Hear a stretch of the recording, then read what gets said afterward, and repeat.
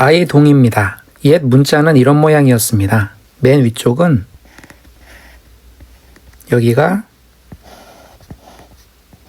이렇게 되었고요. 이 부분이 이렇게 됩니다.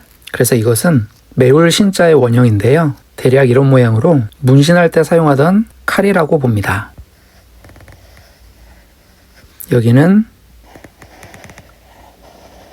이렇게, 여기는 이렇게 모양이 조금 바뀌었습니다. 눈을 나타냅니다. 여기는 이렇게, 여기는 이렇게 되어서 사람 인자로 사람을 나타냅니다. 머리, 손, 발.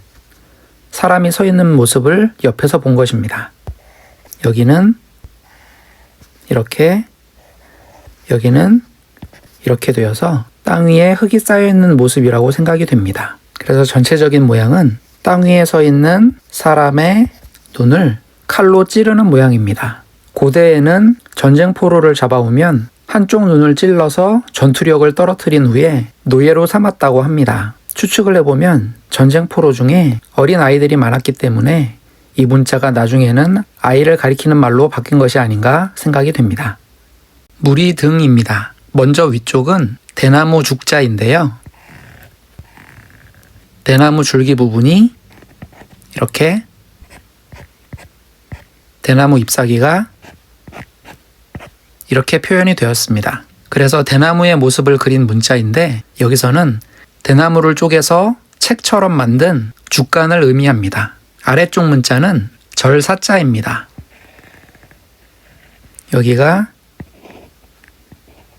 이렇게, 여기는 이렇게 원래의 형태에서 많이 왜곡이 되었는데 이런 모양으로 발을 나타낸 문자입니다.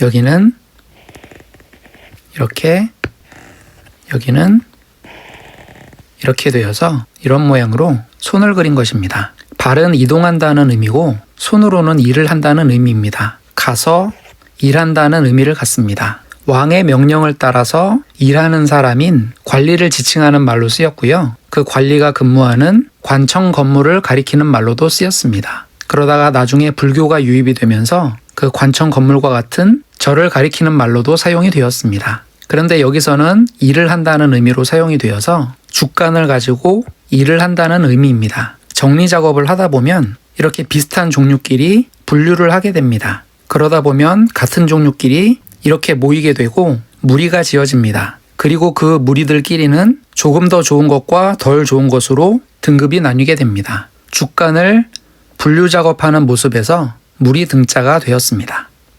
즐거울 낙입니다. 원래 이런 모양의 문자로 사용이 되었었는데 나중에 이런 모양으로 바뀌었습니다. 먼저 아래쪽은 여기가 이렇게 나무 줄기고요. 여기는 이렇게 나무 가지입니다. 여기는 이렇게 나무의 뿌리입니다. 나무의 모습을 그렸고요. 여기서는 나무로 만든 물건이라는 의미가 됩니다. 여기는 이렇게, 여기는 이렇게 해서 실타래를 그린 것이고요. 여기서는 줄을 의미합니다. 반대편도 마찬가지로 여기가 이렇게, 여기는 이렇게 됩니다. 가운데 부분은 여기가 이렇게, 여기는 이렇게 되었는데 학자에 따라서는 기타와 같은 악기를 연주할 때 사용하는 피크를 나타낸 것이라는 설명도 있고요. 제가 보기에는 엄지손가락이나 악기의 지판을 나타낸 것이 아닌가 생각이 됩니다. 이렇게 기타가 있을 때 이렇게 줄이 걸쳐져 있죠. 그래서 이 악기는 전체적으로 나무로 만들어져 있고 그 틀 위에 줄이 걸쳐져 있습니다. 지판을 나타내거나 아니면 연주하는 손가락을 같이 그린 것으로 보입니다. 그 악기의 모습에서 음악을 지칭하는 말이 되었습니다. 그 음악을 들으면 즐겁죠. 거기에서 즐겁다, 좋아하다라는 의미가 나왔습니다.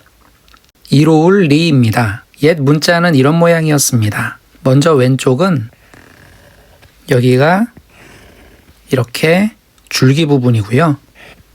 여기는 이렇게 잎사귀 부분입니다. 여기는 이렇게 뿌리입니다. 여기는 이렇게 벼의 이삭입니다. 그래서 벼를 나타냅니다. 오른쪽은 칼 도자인데 여기는 이렇게, 여기는 이렇게 되어서 칼을 나타내는데 여기에서는 쟁기나 낫과 같은 농기구를 나타낸 것으로 보입니다. 이 농기구가 잘 갈아져 있는 모습에서 날카롭다라는 의미가 나왔습니다. 그리고 날카롭게 갈아서 준비된 연장으로 농사를 지으면 수확을 풍성하게 거둘 수 있죠. 수확이 풍성해지면 그것은 농사꾼에게 바로 이익이 됩니다. 거기에서 이롭다는 의미가 나왔습니다. 다스릴 리입니다. 이 문자의 옛 모습은 각각 이런 모양이었는데요. 왼쪽은 옥자이고 오른쪽은 마을 리자입니다. 먼저 옥자는 여기가 이렇게 되었고요. 여기는 이렇게 되었습니다. 빨간색 부분은 동전처럼 만든 옥구슬을 얘기하고요.